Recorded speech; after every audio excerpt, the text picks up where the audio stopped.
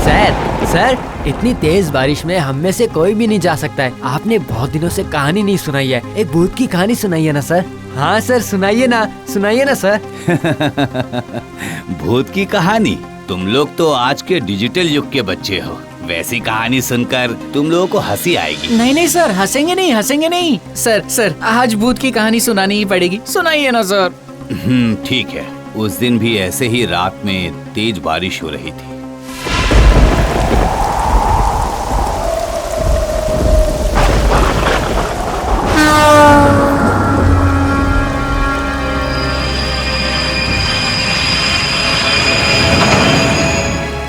मेरा ट्रांसफर नारायणगंज उच्च माध्यमिक विद्यालय में हुआ था। ट्रेन से स्टेशन पर उतरकर किसी तरह तेज बारिश में छाता लेकर खड़ा था। जल्दी से स्कूल पहुंचना था, वहीं पर कुछ दिनों तक रहना था। मतलब जब तक रहने के लिए कोई घर नहीं मिल जाता। सोच रहा था कि पैदल चलकर जाऊं या नहीं।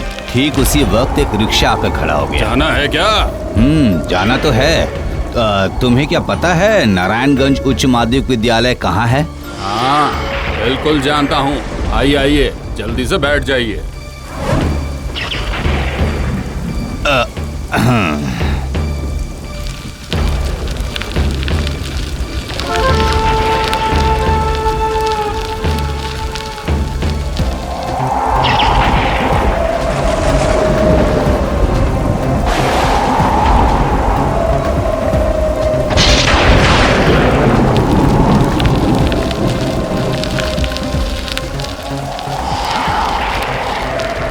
रिक्शे वाले की आवाज मुझे थोड़ी अजीब लग रही थी। ये तो समझ आ गया होगा। अच्छा, स्कूल की हालत ठीक है ना? और छात्र छात्राएं आते हैं? आते थे साहब, आते थे, लेकिन अब नहीं आते। सभी उस घटना के बाद से। कैसी घटना? वो आपको बाद में पता चल जाएगा। ये देखिए, आपका स्कूल आ गया।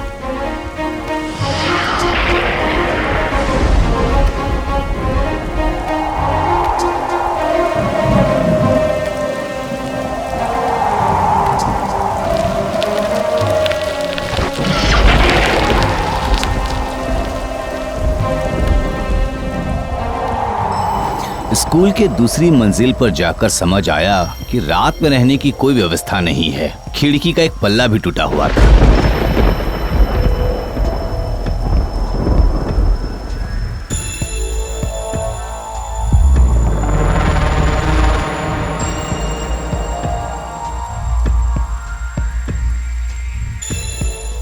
मैंने किसी तरह नीचे ही सोने की कोशिश की।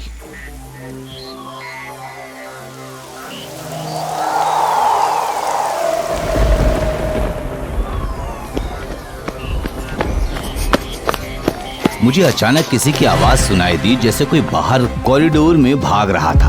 भागो भागो भागो, आग लगी है, आग लग गई है, भागो भागो। मैंने क्या गलत सुना? कोई आग आग कहकर चिल्ला रहा है। खैर छोड़ो, जब कोई है ही नहीं तो फिर से सो जाता हूँ। बारिश भी रुकने का नाम नहीं ले रही है। कल सुबह देखना पड़ेगा क्या बंदोबस्त हो सकता है। आग आग बचाओ! आग लगी है, आग लगी है।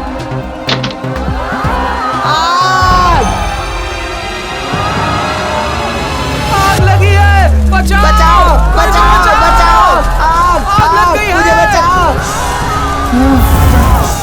मुझे कुछ भी समझ नहीं आ रहा था कि वो आग कैसे लगी और इतने सारे लोग कहां से आए। और उस वक्त मैं आग की आंच की वजह से बेहोश हो गया। उसके बाद क्या हुआ सर? सर, बाकी सभी भूत थे।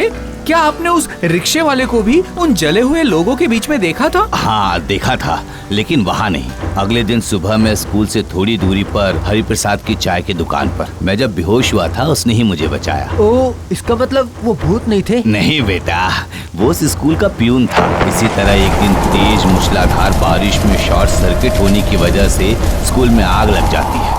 वही शिक्षक रहा करते थे। स्कूल बंद हो जाता है। वो नौकरी छोड़कर रिक्शा चलाना शुरू कर देता है और रोज रात वहीं जाता जहां उसकी पत्नी की मौत हुई थी। उस दिन उस रात स्कूल में लगभग 10 शिक्षक जलकर मर गए थे और पूरा स्कूल अतृप्त आत्माओं से भर जाता है।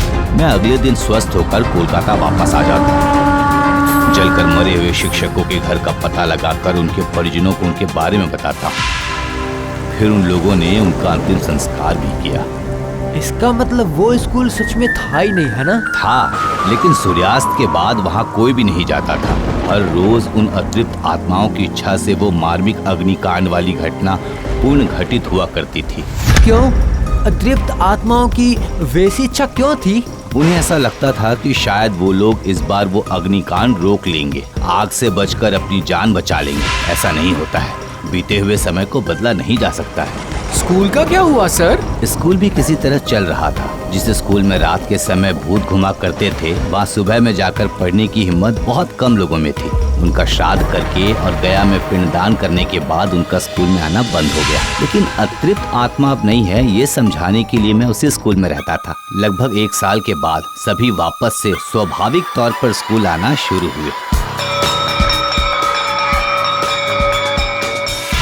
सर, तो फिर क्या आज भी वहाँ पर वो स्कूल है? पढ़ाई होती है? सर, एक दिन हमें भी वहाँ ले चलिए ना वहाँ सर। नहीं, अब नहीं है। वो रिक्शा वाला भी अब नहीं रहा। कुछ महीने पहले जाकर मैंने देखा कि स्कूल की जगह पर एक 4 मंजिला फ्लैट बन चुका है। चलो अब तुम लोग भी जाओ, काफी रात हो चुकी है, वरना घर में सभी परेशान हो जाएंगे। अब बारिश भी रुक गई है। सर, तो क्या सच में भूत होते हैं क्या सर? विश्वास करो तो है, वरना नहीं।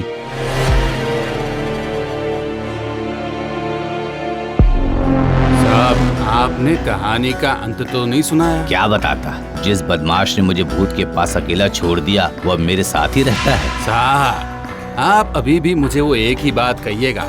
हाँ, मैंने तो पागलों की तरह इंतजार किया था कि कब वो आएगा। हरिवंश पंडित ने मरने से पहले कहा था कि नजर रखना, कड़ी नजर रखना।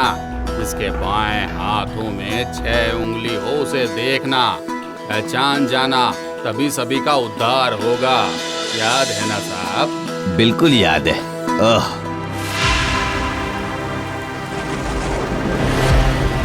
यही है वो आदमी। इसके बाएं हाथ में 6 उंगली है। बाबा ने इसी के बारे में कहा था। अरे क्या हुआ? हाँ? वो कुछ नहीं साहब, आप बैठिए। मुझे बहुत खुशी हुई थी साहब। मन कर रहा था कि आपको उसी वक्त सब कुछ बताने के बाद लेकर जाऊं, लेकिन फिर लगा कि कहीं आप डर गए तो। बस अब कोई पुरानी बात नहीं। मुझे ये जानने की बहुत इच्छा होती है साहब कि अगर किसी को पता चल गया कि मैं आपके साथ रहता हूँ तो सबके सामने मेरा क्या परिचय देंगे? दोस्त, सिर्फ दोस्त। मरने के बाद मेरे घर में मेरे दोस्त की हैसियत से हो। दोस्त भूत है या इंसान, ये मैटर नहीं करता। समझे बुद्धू? खाना बन चुका है, चलो खाना निकालो, खा लेते हैं।